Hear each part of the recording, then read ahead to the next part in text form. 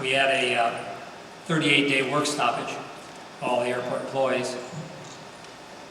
And I offered to buy lunch to the manager who could bring me the best strike sign. So about 3 days later, a sign shows up in my office. It's a great sign. It has GTAA down the side, O Canada on the top, Canadian flag, Public Service Alliance of Canada. And the way they constructed it, do you know what GTAA stands for? Get Turpen to an American airport.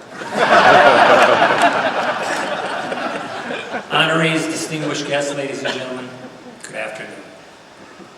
It is an honor to stand before you as the recipient of the 2013 William E. Downs Memorial Award. I'd like to thank my nominators, the Downs Award Committee, and the ACI North America Board of Directors for this great honor.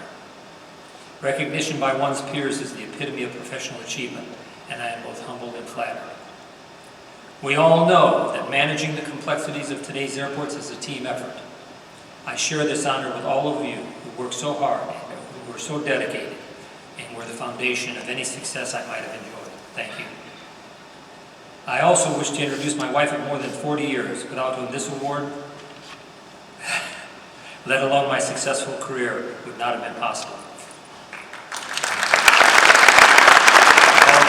You have to stand up.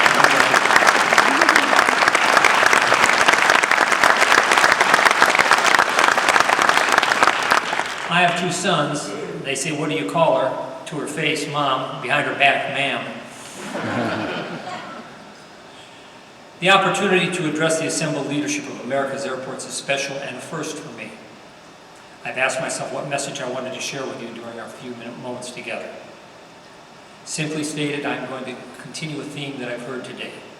We need to continue to mentor, challenge, and advance the careers of our future leaders. The strength of our industry and its ability to positively direct its future depends on the leaders that we will develop. We must make ready the next wave of candidates who are professionally grounded, politically astute, and unafraid of risk. People who will be the obvious choices to continue the stewardship of global aviation. My big break in aviation came when I was hired to be the Deputy Director at San Francisco Airport. Prior to that time, being an Air Force Academy grad and professional engineer, I opened my door one morning expecting to find airport directors waiting in line to hire me. I wrote a letter to every major airport in the United States and came up with nothing.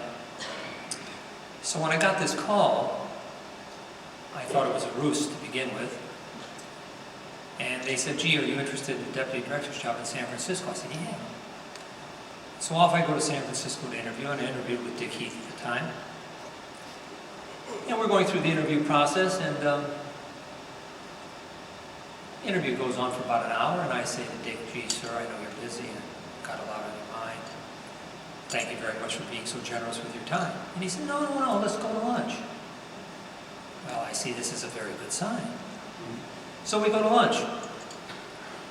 We have a lovely lunch. At the end of lunch, I said, "Gee, sir, you're very generous with your time. I know you've got a busy schedule." No, let's take a walk." I should have known to get out early. So we take a walk, and we walked into then being built North Terminal, the United Terminal of San Francisco. As we walked in, I was captured by the fact that I saw vast expanses of carpet. Now you have to understand, I grew up in the Chicago area. My airport was Chicago O'Hare. There wasn't a stitch of carpet anywhere in the place. So he says to me proudly, "What do you think?" And I say to him, "What idiot would put carpet in an airport terminal?" He says, "It was my idea." I say, "Great idea." I go home, and PD says to me, "How'd it go?" And I said, "Don't pack." And much to my amazement, about 10 days later, Dick calls and offers me the job. I don't broach the unfortunate carpet incident. I figured I'd better get ensconced in the job as quickly as possible, which I did. And a few months went by, a few more months went by, and one evening, it was one of those evenings when he was working late, I was working late, the office was quiet. And I went in to see him, and I said, you know, Dick, do you remember? Yeah. Do you remember? Yeah. I said, remember the carpet? Yeah. I said, why'd you hire me? He said, 2 reasons. You said what you thought, and you knew who the boss was. And ladies and gentlemen, that's part of being successful in this career. You need to say what you think. You need to express your views respectfully, properly, and to the authorities that need to hear your views. And you also have to understand if your views aren't sustained, there's a reason for that. Either they're not sustainable, or you haven't presented them well enough. My career has been one of being a little on the edge, as you well know.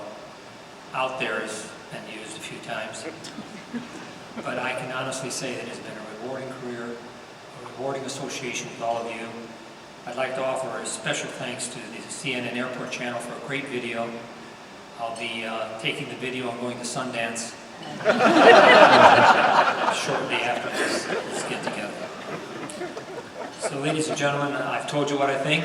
I've told you who the boss is. And I thank you, not only for this honor, but for making the last 47 years the most rewarding I could have ever imagined. Thank you very much.